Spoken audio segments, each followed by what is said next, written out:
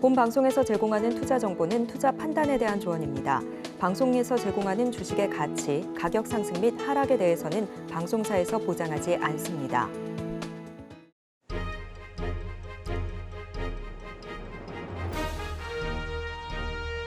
네, 실시간 정보 브리핑입니다. ECB 부총재 놀라운 일 없다면 6월 금리 인하 기정사실. 현지 시간 23일 유럽 중앙은행에 따르면 루이스 드 귄도스 ECB 부총재는 인터뷰를 통해 6월의 금리 인하가 거의 확실한지 묻는 질문에 우리는 매우 분명했다며 상황이 최근 몇 주 동안과 같은 방향이면 6월의 제약적인 통화정책 기조를 완화할 것이라고 말했습니다. 그는 지금과 그때 사이에 놀라운 일이 없다라고 가정을 하면 기정사실이라고 말했습니다. 테슬라 1분기 매출 전년 대비 9% 내려 저가 전기차 등 수익성 집중. 현지 시간 23일 테슬라가 발표한 실적 보고서에 따르면 테슬라의 1분기 매출은 213억 100만 달러로 작년 동기 대비 9% 감소했습니다. 이는 월가 전문가들의 평균 예상치에도 못 미치는 수준인데요. 테슬라의 분기 매출이 전년 동기 대비 감소한 것은 코로나19 영향을 받은 2020년 2분기 이후 약 4년 만에 처음입니다. 서학개미 엔비디아 버리고 다시 테슬라로 갈아탔다. 이달 들어 서학개미들이 테슬라를 가장 많이 순매수한 것으로 나타났습니다. 엔비디아에 쏠렸던 투심이 테슬라로 돌아선 건데요. 연초 이후 이어지고 있는 테슬라의 주가 하락에 저가 매수에 나선 것으로 풀이가 됩니다. 다만 테슬라의 주가 하락이 이어지고 있는 데다 전망도 밝지 않은 상황이어서 투자에 신중을 기해야 한다는 조언이 나오고 있습니다.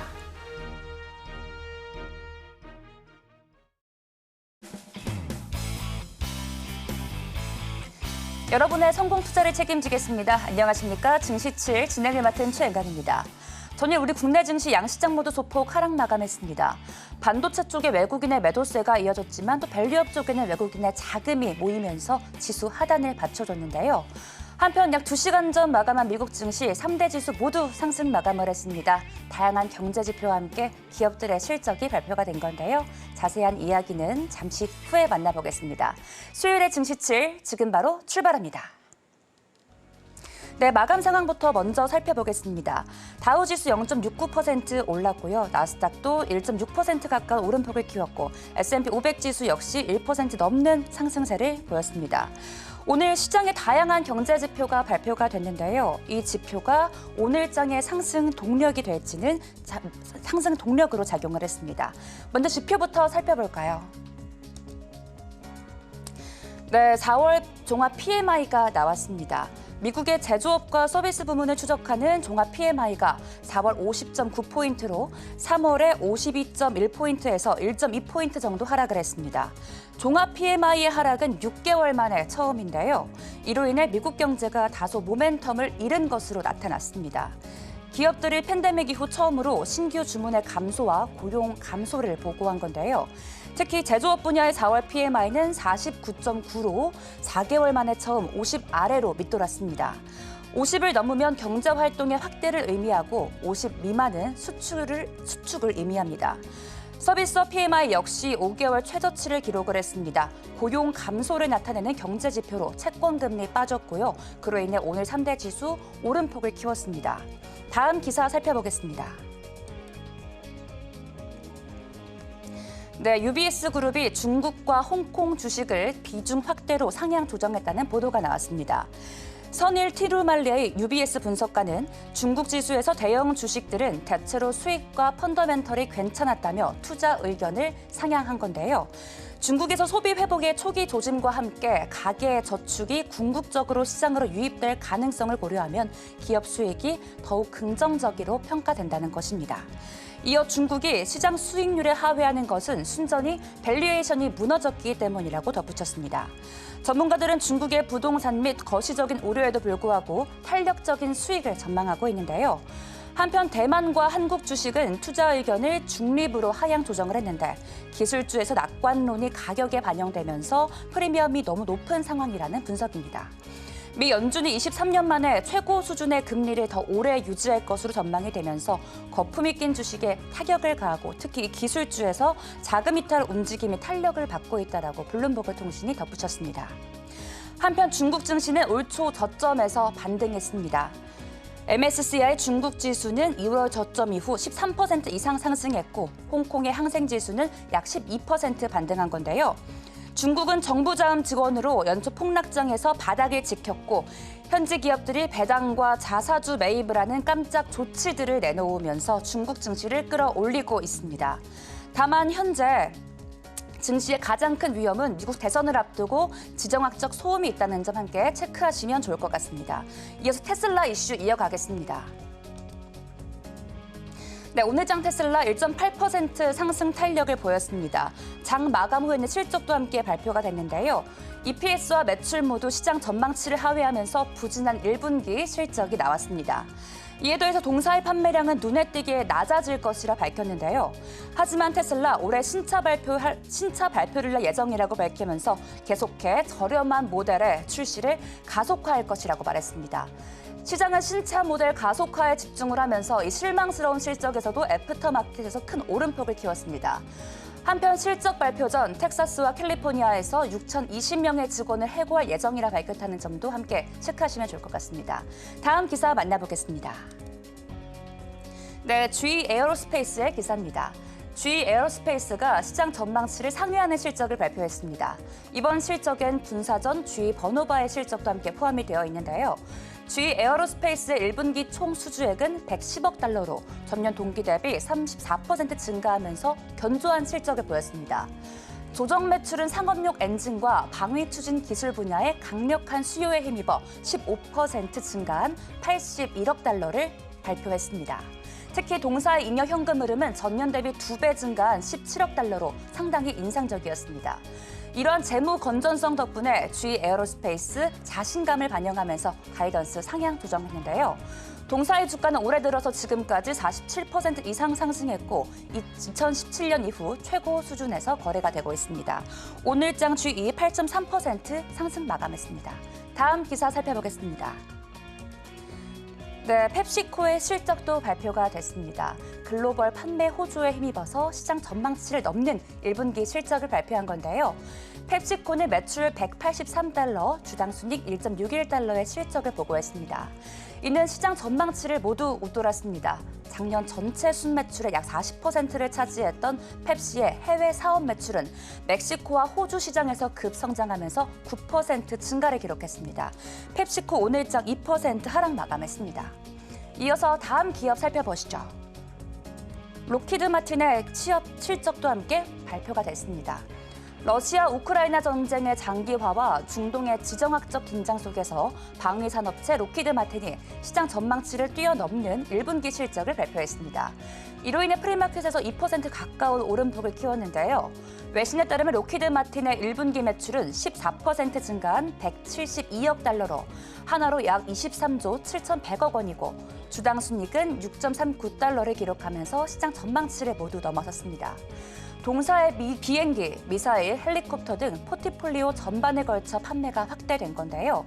미사일을 제외한 모든 사업에서 이익 마진이 늘어났습니다. 하지만 기밀 계약에서 발생한 이 손실로 인해 미사일 사업 마진은 1년 전의 16%에서 약 10%로 감소했습니다. 이어 록히드는 약 1,590억 달러, 하나로 219조 1,800억 원의 수주 잔고를 기록하면서 1분기를 마감했습니다. 이는 올해 예상 매출 기준 3년치를 넘어서는 수치인데요. 한편 미국의 방위 산업이 공급망 문제로 어려움을 겪으면서 최근 몇 년간 미 정부 예산과 지출의 차이가 커졌습니다. 그러나 공급망 병목 현상이 완화가 되면서 록히드는 성장 전망을 확신하고 있습니다. 오늘장 록히드 마틴 0.27% 소폭 내렸습니다. 다음 기사 살펴보겠습니다. 네, 제너럴 모터스도 1분기 실적을 발표했습니다. 매출과 주당 순이익 모두 시장 전망치를 상회했는데요. 동사는 1분기 큰 실적 호조 이후 올해 가이던스를 상향 조정했습니다. 올해 제너럴 모터스 주식은 20% 정도가량 올랐습니다. 특히 GM의 북미 사업부는 트럭 판매에 힘입어 1분기 실적과 가이던스 상향 조정에 크게 기여했습니다. 특히 GM은 배터리 모듈의 생산 병목 현상으로 인해 순수 전기차의 생산량이 계속 증가하고 있다고 언급을 했고 올해에도 20만에서 30만 대의 전기차를 생산할 계획이라고 말했습니다. 한편 GM은 또한 잉여 현금 흐름에 대한 기대치를 기존 예상치인 80에서 100억 달러에서 85억에서 105억 달러로 상향 조정했습니다. 이 보도 직후 GM 주가는 프리마켓에서 4% 이상 급등을 했고요. 오늘장 4.37% 상승 탄력 보였습니다. 다음 기사 살펴보겠습니다. 네, 노바티스도 함께 실적을 발표를 했습니다. 세계 최대 제약회사 노바티스는 양호한 1분기 실적을 발표하면서 연간 가이던스를 상향 조정했습니다. 이로 인해 프리마켓에서 5% 가까이 올랐는데요. 노바티스는 1.8달러의 주당 순이익을 발표했는데 이는 시장 전망치인 1.67달러를 상회하는 수치입니다. 영업이익 역시 45억 4천만 달러로 전망치를 웃돌았습니다. 이러한 견조한 재무 실적을 바탕으로 노바티스는 올해 전체 실적 전망치를 상향 조정했고 올해 순 매출이 한 자릿수에서 두 자릿수 초반의 높은 성장률을 기록할 것으로 예상을 했습니다. 다음 기사 살펴보겠습니다. 애플입니다. 네, 애플의 아이폰 올 1분기 중국 내 판매량이 19% 감소한 것으로 나타났습니다. 현지 시간 22일 외신에 따르면 아이폰 판매량은 전년 동기 대비 19% 줄면서 2020년 코로나 이후 가장 부진한 판매 실적을 발표했습니다. 이에 따라 중국 시장에서 아이폰의 점유율은 전년 동기 19.7%에서 중국산 저가폰 비보, 아너에 이어서 3위로 내려앉은 15.7%에 그쳤습니다. 반면 화웨이는 판매량이 70%가량 급증하면서 점유율도 2배 가까이 뛰었습니다. 최근 아이폰의 올해 1분기 전 세계 출하량은 전년 동기 대비 10% 감소했는데요. 중국은 애플의 두 번째로 큰 시장이지만 중국 정부가 정부기관과 국영기업에서 외국산 스마트폰 사용을 금지하면서 점점 어려워지고 있는 실정입니다. 오늘장 애플 0.59% 소폭 오르면서 마감했습니다. 다음 기사 살펴보겠습니다. 네, 알리바바, 텐센트, 바이두 등 중국의 IT 대기업들이 메타의 대규모 언어 모델 라마3를 전면 적용하고 나섰다는 보도가 나왔습니다. 라마3가 오픈소스로 공개된 만큼 이 중국 업체들이 기민한 반응을 보인 것으로 분석되고 있는데요. 메타는 지난 19일 라마3를 공개했습니다. 라마3는 사전 훈련과 미세 조정을 거친 80억 개와 700억 개의 매개 변수 모델 두 가지로 공개가 됐습니다. 이 두 모델은 현재 같은 등급의 오픈소스 모델 중 최고 수준의 성능인 것으로 평가가 되고 있는데요. 현재 중국에서는 라마3에 대한 기대감이 큰 상황입니다. 중국 최대 인터넷 보안 업체 360의 저우흥이 회장은 라마3의 성능이 강력하며 챗 GPT를 뛰어넘은 것으로 판단되고 게다가 라마3는 오픈소스로 공개됐기에 더 파괴력이 강할 것이라 평가했습니다. 오늘장 메타 2.92% 상승 탄력 보였습니다. 마지막 기사 살펴보겠습니다. 네, 아마존이 미국에서 프라임 프로그램 회원과 정부의 식품 지원 혜택을 받는 고객들을 위해 새로운 식품 배달 구독 서비스를 출시했다는 보도가 나왔습니다. 이 구독 플랜을 이용하면 홀푸드마켓, 아마존 프레시 등 다른 지역의 식료품 소매업체에서 35달러 이상 주문 시 월 9.99달러로 무제한 식료품 배송을 받을 수 있는데요. 아마존닷컴의 성명에 따르면 식료품 예산을 지원하기 위해 저소득층 시민은 월 4.99달러의 할인된 요금을 지불하고 프라임 멤버십이 필요하지 않다고 전했습니다. 이러한 움직임은 월마트와 타겟 같은 업체들이 이미 유료 멤버십 프로그램을 지원하고 있기 때문이라 풀이가 되고 있습니다. 네, 내일은 메타, 퀄컴, 보잉 등 기업들의 실적 발표가 예정돼 있습니다. 계속해서 서울경제TV와 함께하시기 바랍니다. 지금까지 외신브리핑 최은강이었습니다.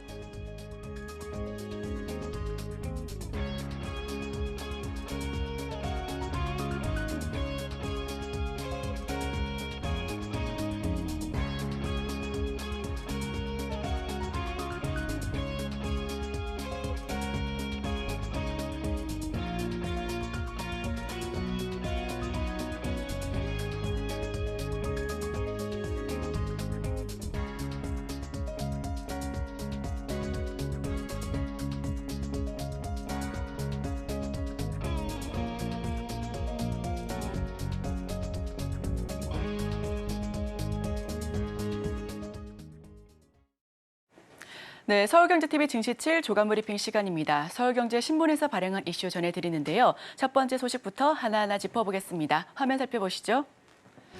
세계로 뻗어나가는 나부타 2030년 연매출 5천억 달성. 첫 번째 소식 오랜만에 제약바이오 소식으로 전달드립니다.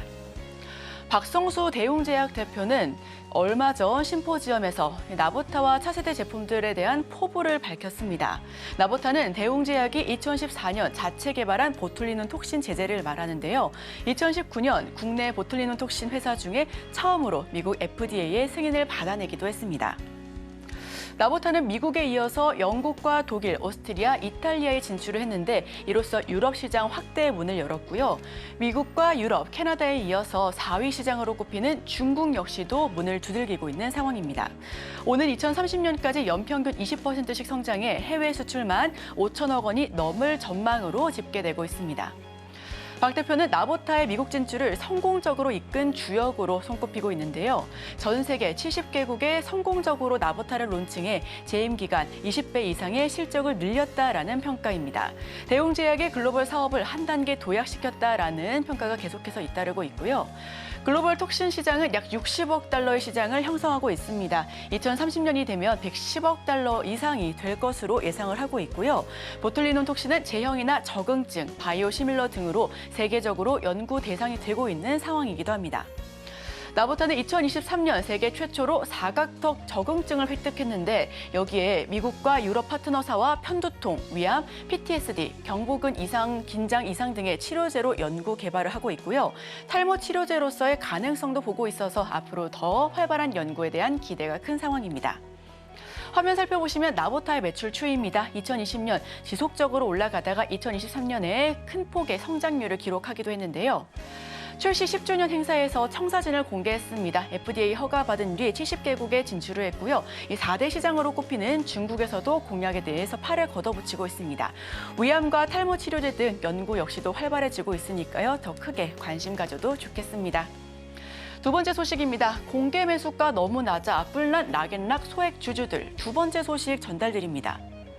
대주주가 경영을 잘못해 가치가 떨어진 시점에 주식을 싸게 사겠다는 게 공정한 건가요? 네, 락앤락 소액 주주들의 단단히 뿔이 났습니다. 최대 주주인 홍콩계 사모펀드가 자녀 지분 약 30%를 공개 매수하겠다라고 발표한 부분에서인데요. 이 가격, 즉 주당 8,750원이 너무 낮다라고 주장에 나서고 있는 겁니다. 이 홍콩계 사모펀드 어피너티의 공개 매수 제시 가격과 연말 락앤락 순자산을 비교했을 때 PBR 0.7배로 추정이 되고 있는 상황인데 현재 가치로 회사를 청산해도 주주들은 공개 매수에 응하는 것보다 더 돈을 받게 되는 상황이고요. 다른 사모펀드들의 공개 매수와 비교해서도 이번 락앤락 제시 가격은 매우 낮은 편에 속합니다. MBK 파트너스와 UCK 파트너스가 진행한 기업들과 비교하면 차이가 극명한데 오스템 임플란트는 PBR 8.16배, 루트로닉은 5.89배, 쌍용 CNE도 2배 넘게 드는 등 이들 3개 기업은 소액 주주들이 대부분 청약에 응해 성공적으로 거래를 마쳤다라는 평가가 나오고 있고요. 주주들 사이에서는 정부의 기업 밸류 프로그램 추진과 배치된다라는 지적 역시도 일고 있습니다. 어피너티가 락앤락을 인수한 뒤 경영이 악화됐다라는 점도 비판의 대상이 되고 있는데요. 락앤락 공개 매수는 상장 폐지를 최종 심사하게 될 한국거래소에게도 고민거리가 된 상황입니다. 거래소는 대주주가 지분 90% 이상을 확보하게 되면 자진 상장 폐지 신청을 받고 있습니다. 이 과정에서 소액주주 보호가 잘 이행됐는지 등을 심사하게 되는데 공개 매수 발표 직전 거래량이 급증하고 주가가 미리 움직였다라는 점도 고려의 대상이 되고 있습니다.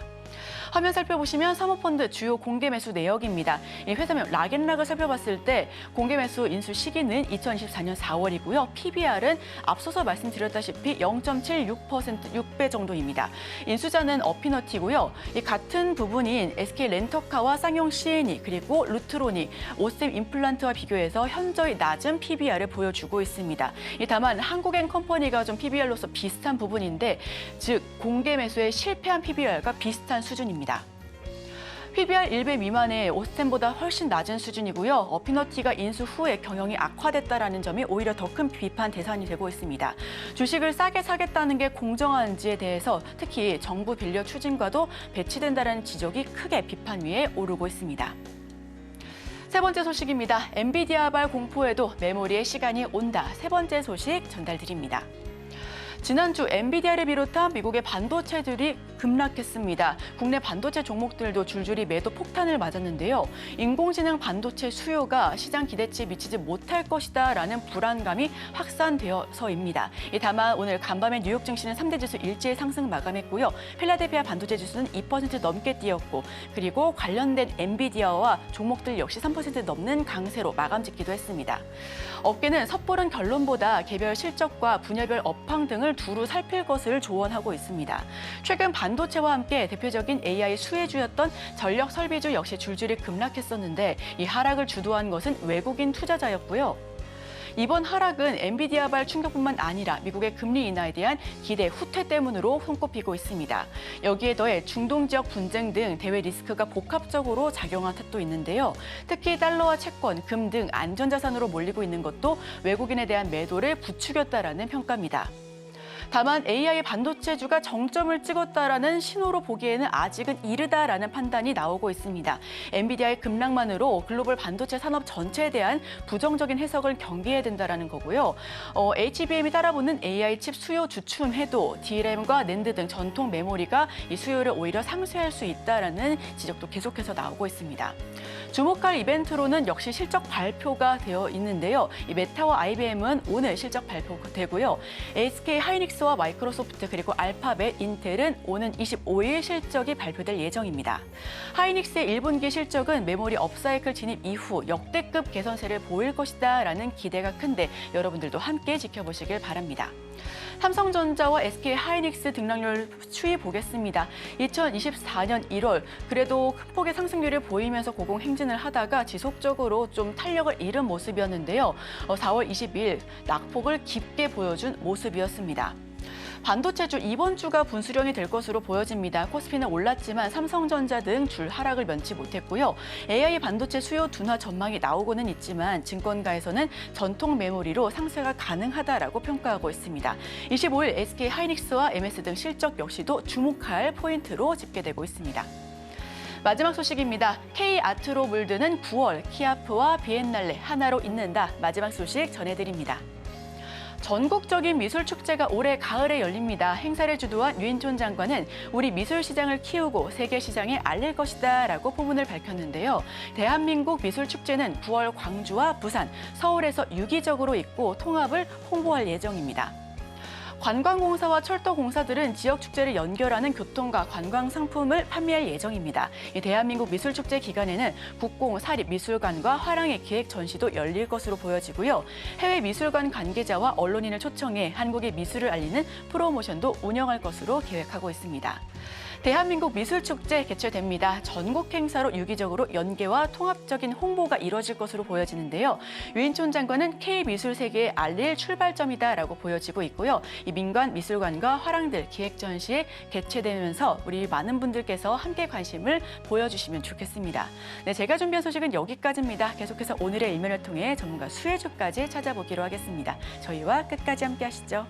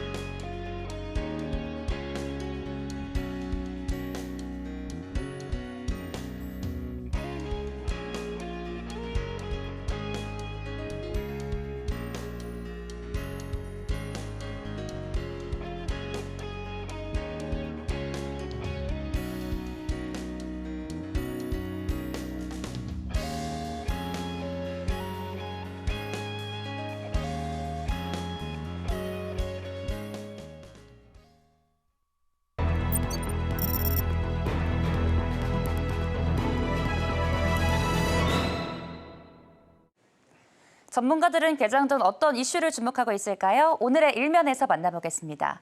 오늘은 헤르메스 스탁의 김시은 팀장님 모셨습니다. 팀장님 안녕하세요. 네, 안녕하세요. 네, 반갑습니다. 저희 오늘 헤드라인 먼저 살펴보겠습니다.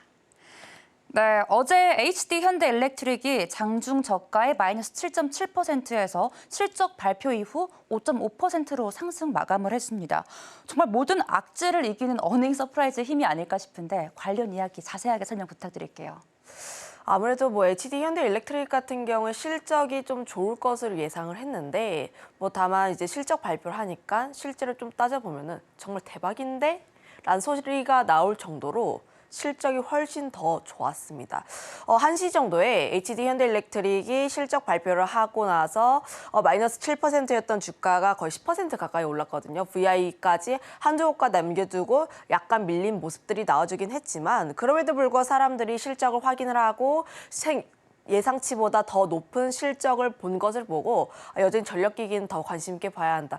특히 저가에 대한 매수세가 더 붙었다라는 점에서 주목을 해보시면 좋을 것 같은데 제가 지금 갖고 온 이 실적 요약에 대한 부분이 HD 현대일렉트릭의 이제 컨퍼런스 콜이라든지 실적에 대한 요약분입니다. 1분기 실적을 보면은 매출과 영업이익, 순이익이 굉장히 전년 동기 대비했을 때 굉장히 큰 폭의 상승세가 나왔는데 물론 전분기 대비했을 때는 좀 약간 약하긴 했어요. 하지만 1분기가 비수기였다는 점을 감안을 하면 굉장히 좋았던 수치라고 보시면 좋을 것 같고 특히 지금 컨센이 매출 예상치가 7천억 원대, 영업이익은 800억 원대, 그리고 순이익은 500억 원대인데 이거를 수치로 좀 계산을 해보면 매출이 컨센 대비했을 때는 각각 13% 그리고 55%, 61%가 증가한 흐름들입니다.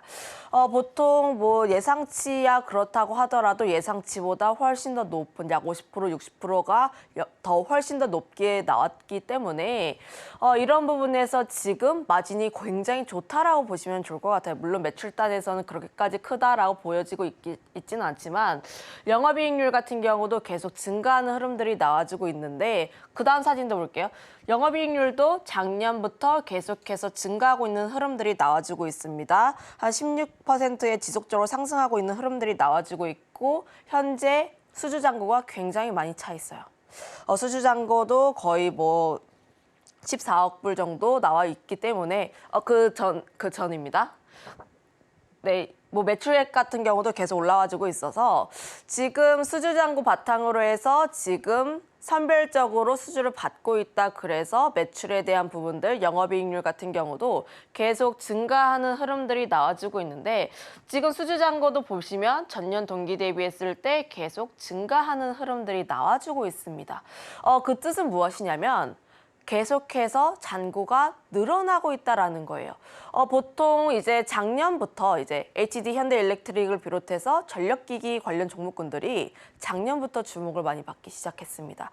작년부터 많이 받았던 이유가 21년도에 수주를 받았던 것을 리드타임을 통해서 22년도에 실적을 반영을 하고 그리고 22년도에 받았던 수주 분량이 23년도에 반영을 하고 그래서 23년부터 실적이 찍히면서 주가가 굉장히 크게 상승한 흐름들이었는데 그러면 이번 연도에 받았던 수주의 분량은 내년에 반영이 되겠죠.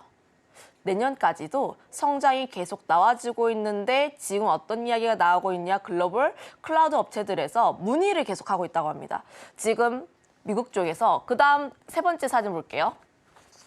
지금 북미 쪽에서의 성장세가 굉장히 가파르게 나와주고 있는데 특히 전체 수주잔고의 57%가 미국 쪽에서 나와주고 있다.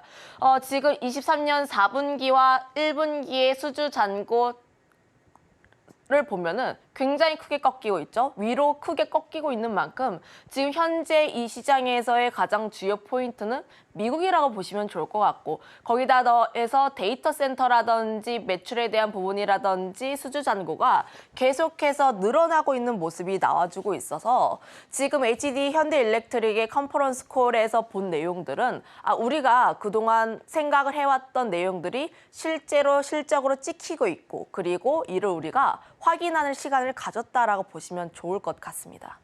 네, 방금 말씀해 주신 것처럼 HD 현대에서 컨퍼런스 콜에서 이제 실제 구글과 메타, 아마존 같은 기업들이 변압기 쇼티지 때문에 당사에 여러 문의를 주고 있는 상황이다라고 언급을 하면서 어제 전력 설비 쪽에 동반 상승이 나왔습니다. 그럼 저희는 여기서 어디서 키워드를 찾으면 좋을까요? 투자 키워드. 일단 키워드는 숙제검사 완료라고 잡았는데 아무래도 지금 실적 시즌인 만큼 그동안 좀 주가가 많이 올랐던 종목군들 같은 경우에는 좀 이제 숙제검사를 기다리고 있습니다. 우리가 뭐 반도체도 그렇고 혹은 뭐 전력기기도 그렇고 굉장히 기대감을 안고 앞으로 AI 성장 스토리에 더해서 실적이 굉장히 성장을 할 거야라는 기대감 때문에 먼저 반영을 했어요, 주가가. 그래서 지난 1분기 동안 주가의 흐름들을 보면은 고공행진했습니다. 사실 낮은 위치는 아니고 굉장히 높은 위치이긴 해요. 그래서 이번 1분기 실적이 어떻게 나오느냐가 가장 중요했다라고 보시면 좋을 것 같은데 이번 HD 현대일렉트릭 실적 발표로 인해서 숙제 검사를 굉장히 잘 완료를 했다라고 보시면 좋을 것 같아요. 그동안 이제 뭐 반도체도 그렇고 혹은 전력기기도 그렇고 혹은 뭐 조선도 그렇고 계속해서 시장은 좀 실적을 확인하려는 심리가 굉장히 강합니다. 아무래도 실적 시즌이기도 하고 주가가 먼저 반영이 되기도 했고 특히 미국 시장 같은 경우를 보게 되었을 때 지금 반도체 종목군들이 저번 주에 급락이 나오긴 했지만 이번 주 들어서 다시 한번 올라가는 흐름세가 나와주고 있어요. 슈퍼마이크론 컴퓨터가 원래는 실적 발표를 하기 전에 어느 정도 나올 것 같아요라고 가이던스를 제시를 했는데 이번에 제시를 하지 않겠다라고 했습니다. 그만큼 지금 슈퍼마이크론 컴퓨터가 엔비디아의 선행지표 역할을 하고 있었던 만큼 AI 관련주에 굉장히 중요한 역할을 했었는데 갑자기 가이던스를 제시하지 않는다? 그러면 성장이 꺾인 것이 아닌가라는 우려가 나왔지만 지금 전력기기 섹터 실적 잘 나왔고 그리고 이번 주 흐름들을 보면은 M7 특히 엔비디아라든지 AMD 다시 한번 되돌림 현상이 나와주고 있습니다. 그러면 우리가 생각을 해볼 수 있는 쪽이 성장이 꺾이고 실적이 꺾인 것에 대한 우려가 굉장히 큰 것이 아니라 옵션에 대한 영향이 조금 더 컸다. 특히 금요일 같은 경우는 위클리 옵션에 대한 영향이 굉장히 많다 보니까 이런 흐름들을 고려해봤을 때 지금 우리가 생각했던 것보다 우려가 너무 과했던 것이 아닌가라는 생각이 좀 드는 게 더 타당하다라고 보여지고 있어요. 그래서 현재 전력기기 같은 경우에는 실적 이번에 기대를 해봐도 좋을 것 같다. 특히 지금 HD 현대일렉트릭에서 봤던 우리의 내용들을 좀 내용들을 보면은 수주 잔고는 계속 늘어나고 있고 가장 핵심 축이 미국 쪽에 있다는 점. 특히 미국 같은 경우도 어제 계속 나왔던 얘기가 전력에 대한 공급 부족 내용들. 공급 부족하니까 원자력 투자를 하겠다. 태양광 스타트업에도 투자를 하겠다. 계속 이런 이야기가 나와주고 있습니다. 전력 부족에 대한 내용들이 계속 나와주고 있는데 그 핵심에는 데이터 센터가 있다는 거죠. 데이터 센터가 미국 쪽에 가장 많이 몰려 있는데 있는 것 중에서 지금 계속 3일에 하나씩 생긴다고 해요. 아무래도 AI를 좀 하기 위해선 데이터 센터를 지을 필요가 있고 앞으로 이런 흐름들이 계속해서 더 늘어날 것이다. 결국은 AI 투자를 하는 기업들 자체가 더 많아질 것이고 결국 더 투자를 할 것인데 관건은 데이터 센터를 어떻게 짓느냐라고 보시면 좋을 것 같아서 현재 데이터 센터의 규모 추이인데 미국입니다. 22년부터 급격하게 증가를 했다가 지금도 더 부족하다, 더 지어야 된다라는 내용이 나와주고 있어서 현재 변압기 같은 경우에는 수요가 2030년까지는 나올 것이다라고 이야기를 하고 있고 그러면 그거에 따라서 변압기는 물론이고 전선까지도 아직까지는 기대할 수 있는 상승폭이 많이 남아있다는 점을 감안을 하면 현재 주가의 위치도 나쁘지는 않다. 오히려 사람들이 공포심에 들려있을 때 분할적으로 저가의 매수세에 들어가야 한다라는 의견 드려보도록 하겠습니다. 그럼 반도체, 데이터 센터와 AI가 같이 간다면 반도체와 전력 쪽에도 같이 갈 수도 있는 건가요? 아무래도 요즘 뭐 3월, 4월 흐름들을 보면은 반도체 움직일 때 전력기기 함께 움직였고 최근에는 전력기기 특히 HD 현대일렉트릭이 MSCI라는 이벤트가 있다 보니까 개별적으로 움직이는 흐름들이 있었어요. 그래서 수급적인 이벤트가 있다 보니까 대장주가 굉장히 견조하게 나와주고 있네. 그럼 그단에서 아래에 함께 움직이는 종목군들도 함께 따로 움직이는 경향도 있긴 하나 결국 성장의 스토리 그러니까 반도체도 그렇고 전력기기도 그렇고 지금 사람들이 바라보고 있는 핵심의 성장 스토리가 AI이다 보니까 반도체 종목군이 움직이면 전력기기가 함께 움직일 가능성이 굉장히 큽니다. 오늘 증시에서도 보면은 좀 이제 미국 증시에서 AMD라든지 슈퍼마이크론이라든지 엔비디아 다시 한번 주가의 되돌림 현상이 나와줬기 때문에 반도체 종목군들을 조금 더 기대를 해볼 필요가 있지 않을까. 다만 반도체 같은 경우가 SK하이닉스의 실적 발표를 앞두고 좀 변동성이 나와주고 있는 만큼 좀 이제 관망을 하려는 심리가 조금 더 강합니다. 그러면 이런 수급적인 흐름이 이제 미국 증시에서 AI 쪽이 강했네? 그럼 반도체와 전력기기 혹은 그 외 다른 섹터를 봐야 하는데 반도체는 지금 SK하이닉스의 실적 발표를 보고 움직일 가능성이 조금 더 크고 그러면 그 수급이 전력기기로 움직일 가능성이 크기 때문에 어제 또 전력기기에 수급이 많이 들어왔어요. 그래서 지금 전력기기 관련 종목군들 같은 경우를 조금 더 주목을 해볼 필요가 있다. 다만 지금 종목별 옥석 가리기는 조금 더 필요하다라고 보여지고 있는데 관련했을 때 지난 3월에 일론 머스크가 데이터 센터 필요하고 배합기 굉장히 부족하다라고 하면서 관련 종목군들 대다수가 거의 50에서 100% 넘게 상승을 했습니다. 그렇게까지 상승을 하기에는 조금 시간은 부족하다라고 보여지고 있고 오히려 HD 현대일렉트릭의 컨퍼런스 콜의 내용에서 조금 더 옥석 가리기를 진행을 해보자면 여전히 미국 쪽의 비중이 높은 기업들 위주로 관심 있게 볼 필요가 있지 않을까. 그중에서 항상 대장으로 꼽히고 있는 기업이 HD 현대일렉트릭입니다. 말도 많고 좀 너무 많이 올랐고 대장의 역할을 하고 있고 좋은 거 알아요. 그런데 왜 HD 현대일렉트릭을 봐야 하나요? 라고 보면은 대장주는 대장주의 이유가 있습니다. 지금 100% 전력기기를 사업 영위하는 기업 몇 개 없는데 그중에서 초고압을 진행하는 기업도 몇 개 없고요. 그중에서도 미국 쪽에 생산 거점이 있는 기업도 많지가 않습니다. 그런 점에서 보면 HD 현대일렉트릭 같은 경우에는 굉장히 좀 매력도가 굉장히 크다라고 보시면 좋을 것 같고 앞서 이야기를 했던 것처럼 MSCI라는 편입 이벤트가 있어요. 5월에 대한 기대감이 상당히 남아있는데 지금 알테오젠, HD 현대일렉트릭, 엔캠이 유력 후보입니다. 보통 MSCI라는 이벤트가 나오기 약 한 달 전부터 수급에 대한 이야기가 나오고 수급이 얼마 들어온다 혹은 관련해서 MSCI 편입을 하게 되었을 때 먼저 선제적으로 들어오는 수급이 굉장히 탄탄하게 받쳐주기 때문에 오히려 MSCI라는 이벤트가 있을 때는 편입 확정 후보다는 확정되기 전에 후보군으로 이름을 올렸을 때에 대한 수급이 더 강하게 들어온다는 점을 감안을 하면 여전히 대장주의 수급은 좀 더 끊기지 않을 것으로 보여지고 있고 전고점을 충분히 트라이할 것으로 보여지고 있는데 다만 지금 HD 현대일렉트릭의 단점은 굉장히 빨리 올랐는데 좀 가격 조정은 살짝 나왔어요, 최근에. 그런데 기간 조정은 살짝 나오지는 않았습니다. 이 점이 약간 걸리긴 한데 그럼에도 불구하고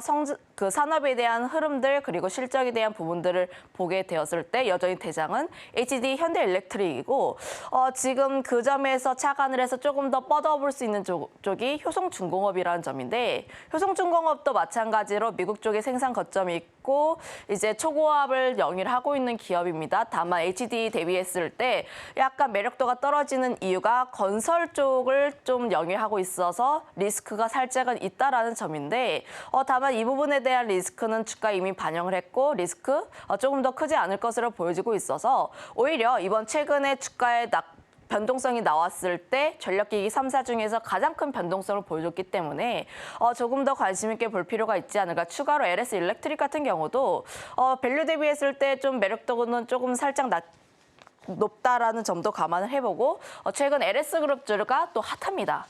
그중에 3사 대비했을 때 주가가 아직까지 덜 성장한 모습들이 나와주고 있어서 LS 일렉트릭까지 조금 더 보자라는 의견도 드려보도록 할게요. 네, 반도체 전력기기 쪽에서 순환매가 이어질 것이고 하지만 종목 내에 옥석 가리기는 반드시 필요하다라면서 HD 현대일렉트릭, 효성중공업, LS 일렉트릭까지 짚어주셨습니다. 오늘의 일면은 여기서 마치겠습니다. 김시은 팀장님과 함께했습니다. 팀장님 고맙습니다.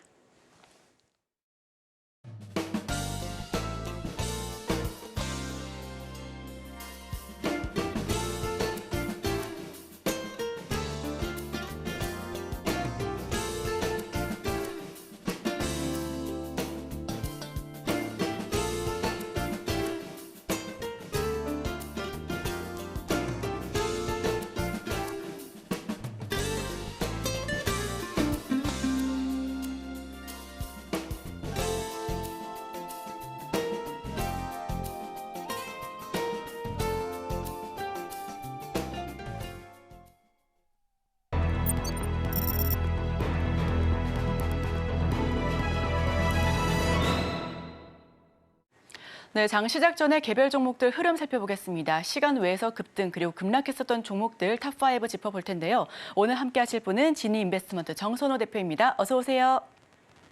네, 안녕하세요. 네, 대표님 우선 실시간으로 지금 최근 어제장에서 시간 외에서 급등했었던 종목들 탑5 살펴보겠습니다. 또 그중에서도 어떤 종목 조금 더 주목해야 되는지도 함께 여쭤볼게요. 일단은 어제 시간에 급등했던 종목들은 이제 드론 관련되어 있는 종목들이 좀 급등 나와주는 것들이 보였습니다. 뭐 그런 이유 중에 하나는 뭐 사실 최근에 뭐 이란과 이스라엘의 이런 이 사건을 통해서 드론 관련되어 있는 부분이 EU 외교장관들이 이제 이란에 대한 부분에 있어서 이런 제재를 가한다라는 이야기가 나와주면서 드론 관련되어 있는 모멘텀, 업사이드들이 좀 움직여주는 것 같아요. 뭐 그게 아니라도 하더라도 최근에 다시 한번 또 UAE 관련되어 있는 모멘텀이 시장에 나와주다 보니까 그런 섹터수의 반사익이 좀 예상되지 않나 좀 생각해보고 있습니다.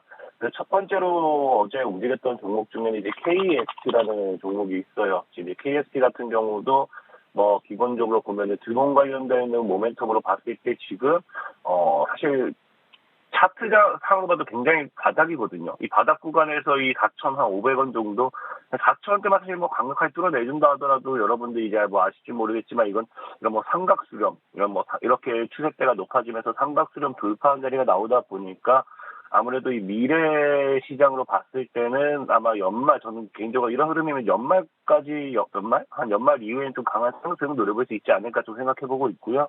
자, 또 두 번째로는 PC 디렉트라는 종목이 있습니다. PC 디렉트 같은 경우도 드론 관련되어 있는 모멘텀, UAM 관련되어 있는 모멘텀, 뭐 이런 정도를 좀 보시면 좋을 것 같아요. 지금 뭐, 이제 최근에 뭐 지속적인 하락세가 나와주다가 어느 정도 바닥을 다지는 모습을 좀 나와주기 때문에 기술적인 반등 역시도 좀 우리가 체크해볼 수 있지 않나라고 좀 생각을 해보고 있습니다. 그래서 이런 PC 디렉트 역시 뭐 PC 디렉트라든지 KSP 드론 관련되어 있는 모멘텀으로서 상승하는 거 우리가 확인해보실 수 있고요.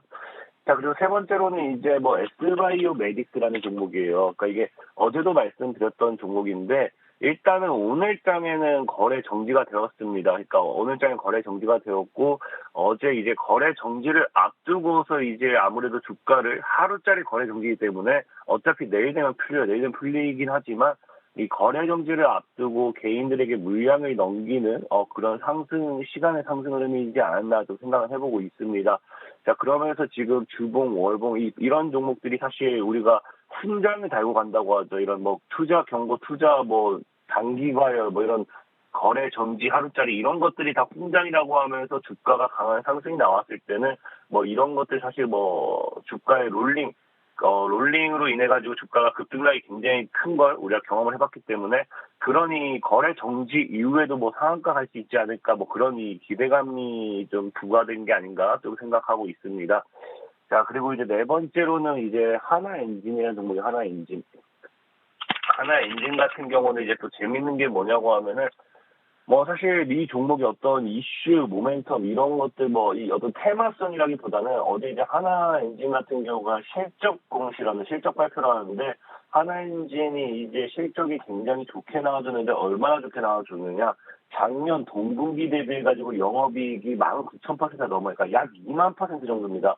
약 2만% 정도 이 실적이 동분기 대비 증가했기 때문에 거기에 대한 이런 실적 모멘텀, 우리가 실적이 좋아지면은 주가는 상승할 것이다. 그런 모멘텀이 기본적으로 부과가 되죠. 그러니 실적에 대한 기대감, 모멘텀으로서 주가가 이제 또 급등했다 보시면 좋을 것 같고요. 이런 실적 모멘텀과 함께 12,000원대를 강력하게 뚫어낸다라고 하면은 신고가 랠리까지도 이어질 수 있지 않을까 좀 생각을 해봐야 될 것 같아요. 그래서 그런 부분에 대해서 좀 상승 흐름이 나와주고 있다라고 보면 좋을 것 같습니다. 자, 그리고 이제 마지막으로는 이제 한글과 컴퓨터입니다. 한글 컴퓨터. 자, 한글과 컴퓨터 같은 경우는 이전에도 매각 관련된 이슈로 급등이 좀 나와줬던 부분인데, 어제 같은 경우는 또 이제 이슈가 나와준 게 이제 뭐 공시라기보다는 이 기업의 또 발표가 나와주죠. 완벽한 AI 기업으로의 탈바꿈을 위한 투자를 하겠다. 적극적인 투자와 함께 매각에 대한 부분, 이런 부분이 나와주다 보니까 AI 관련되어 있는 모멘텀, 그러니까 AI로서의 이런 탈바꿈이 또 시장의 이슈가 되었다 보시면 좋을 것 같아서 한국화컴퓨터 움직여주는 거 확인해 보실 수 있고요. 자, 그래서 오늘 눈여겨보면 좋은 종목은 저는 개인적으로 PC 디렉트라고 얘기하고 싶어요. PC 디렉트 같은 경우는 이 UAM이라는 기술이 우리가 드론 택시죠. 이제 드론 택시와 함께 미래 먹거리 기술 중에 하나다라고 좀 보고 있고, 그러면서 지금 보면은 또 이런 게 기술적 반등이죠. 고점 돌파를 못하다가 돌파 이후에 첫 터칭에 반등하는 자리, 해당 구간대를 크게 깨지 않는다고 하면 주가의 2차, 3차 파동으로서 연결될 확률이 높다라고 말씀드리면서 PC 디렉트 눈여겨보시라 말씀을 드리겠습니다. 네, 시간 외에서 급등했었던 탑5 종목 살펴봤습니다. 전반적으로 드론과 UAM 관련주, 관련된 모멘텀으로 상승 흐름을 탔고요. 그중에서도 오늘장에서 주목해볼 만한 종목은 PC 디렉트 꼽아주셨습니다. 자, 그렇다면 이번에는 시간 외에서 급락했었던 종목들 살펴봐야죠. 탑5로 여쭤보고요. 그중에서도 더 주의해야 되는 종목 어떤 종목 있을까요? 시간에 하락한 종목들 같은 경우는 유리기판 관련되어 있는 모멘텀의 스웨드들이 좀 하락하는 걸 확인이 되고 있습니다. 그래서 피로픽스 같은 경우가 첫 번째로 피로픽스 같은 경우도 자, 우리가 유리기판 관련되어 있는 모멘텀이죠. 단기간에 너무 급등을 하다 보니까 역시나 어느 정도 이 리스크가 있는 구간에서의 하락 리스크지 않나 또 생각해보고 있고요. 투자 주의까지 붙어있기 때문에 역시나 개인들이 뭐 언제든지 매도하는 데 있어서 리스크가 있는 종목이다라고 좀 생각해보고 있고요. 자, 두 번째로는 이제 JNTC라는 종목이 있습니다. JNTC 같은 경우도 보면 알겠지만 피로틱스와 동일하게 신고가 패턴을 만들어가고 있는 과정에서 지금 이제 또 하락 리스크가 나와주고 있어요. 역시나 이제 유리기판 관련되어 있는 종목들의 상승이 신고가 패턴과 함께 이런 이 어느 정도 고점 리스크가 적용되고 있다라고 보시면 좋을 것 같습니다. 자, 그리고 세 번째로는 이제 YC캠이라는 종목이 있어요. YC캠이라는 종목이 있는데 이 YC캠 같은 경우도 이제 YC캠 같은 경우도 지금 이제 유리기판 관련되는 모멘텀을 역시나 신고가 패턴을 만들다가 죽는 모습 이렇게 확인되고 있습니다. 그래서 유리기판 관련되는 모멘텀의 수혜주들이 전체적으로 다 시간의 하락이 나오는 부분 우리가 확인해 보실 수 있고, 유리기판 관련되는 모멘텀의 수혜주들은 다 일단 뭐 고점에 대한 리스크가 있기 때문에 역시나 이런 매물이 언제든 나와도 이상하지는 않다라고 좀 설명드리고 싶어요. 자, 그리고 네 번째로는 이 대원전선과 대원전선 우를 같이 사실 봐야 돼요. 사실 대원전선 우는 빠질 이유는 따져보면 대원전선이라는 이 기업이 지금 이제 이 실비 전환, 그러니까 전환 사채를 전환으로 하게 되면서 이 물량이 풀립니다. 근데 중요한 게 뭐냐고 하면은 전환 가액이 1,100원이라는 거죠. 그러니까 지금 자리가 그냥 보면 고점까지 보면 약 3배 정도, 지금 자리에서 봐도 한 2배 이상의 수익이기 때문에 이 전환사채 물량이 나오면은 당연히 시장가 매도하게 되면 하락할 것이다. 그러니까 CB 물량에 대한 리스크로서 시간에 하락을 한 것이었는데 대원전선이 하락을 하니까 누구까지 따라오느냐? 대원전선 우까지 따라오는 겁니다. 사실 뭐 대원전선 우선주기 때문에 거래도 굉장히 적고 오히려 리스크가 좀 더 크다라고 좀 보시면 좋을 것 같아요. 어쨌든 이런 CB 전환에 따른 이런 하락 리스크로서 대원전선과 대원전선 우선주가 같이 하락하는 모습 확인해 보실 수 있고요. 자, 마지막으로는 이제 엑시콘이라는 종목이에요. 자, 엑시콘이라는 종목인데, 엑시콘 같은 경우는 이제 뭐, 이게 지금 주가를 이렇게 신고가까지, 고점까지 올려놓고서 지금 여기서 뭘 때려버리냐고 하면요, 주주배정 유상증자입니다. 주주배정. 400억 정도의 규모의 주주배정 유상증자이기 때문에 늘 말하지만 주주배정이라는 거는 뭐, 좋은 건 아니에요. 제3자 배정이 제일 좋은 거고, 주주배정이라는 거는 특정 투자자들 3자를 찾지 못했기 때문에 주주들에게 사과달라라고 하는 거기 때문에 주주배정 유상증자 리스크로서 하락하는 모습 확인되고 있습니다. 그래서 오늘 제일 조심하면 좋은 종목은 저는 사실 개인적으로도 피로틱스라고 이야기하겠지만 유리기판 관련되어 있는 모멘텀의 수혜주들은 다 그냥 조심하는 게 좋습니다. 왜냐하면 지금이 신고가 패턴을 만들어가는 구간이기 때문에 신고가 패턴에서 이제 제대로 매도 타이밍을 노리지 못한다든지 그대로 무너진다라고 하면은 최고가 매수자가 될 수 있어요. 우리 늘 말하는 게 내가 최고가 매수자였다 뭐 이런 표현을 많이 쓰잖아요. 그런 최고가 매수자가 되면 굉장히 가슴이 많이 아플 겁니다. 그래서 피로틱스 좀 조심하시면 좋겠다 말씀을 드리겠습니다. 네, 시간 외에서 급락했었던 종목들 살펴보니까 유리 기판 관련 모멘텀으로 최근 단기간에 급상승을 보여줬었던 종목이었습니다. 그중에서도 피롭틱스 같은 경우 주가 신고가 리스크에 대한 주의가 필요하니까요. 우리 시청자 여러분들께서도 오늘 장에 반드시 살펴보시길 바랍니다. 지금까지 진인베스트먼트 정선호 대표와 함께했습니다. 오늘 말씀 고맙습니다.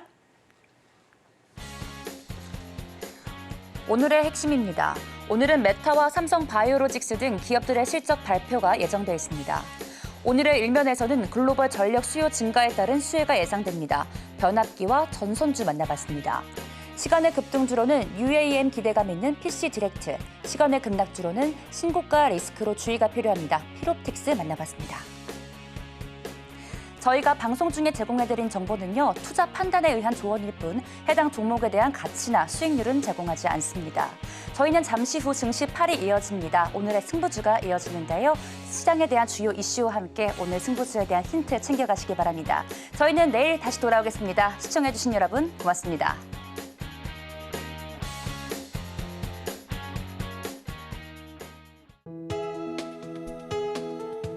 본 방송에서 제공하는 투자 정보는 투자 판단에 대한 조언입니다. 방송에서 제공하는 주식의 가치, 가격 상승 및 하락에 대해서는 방송사에서 보장하지 않습니다.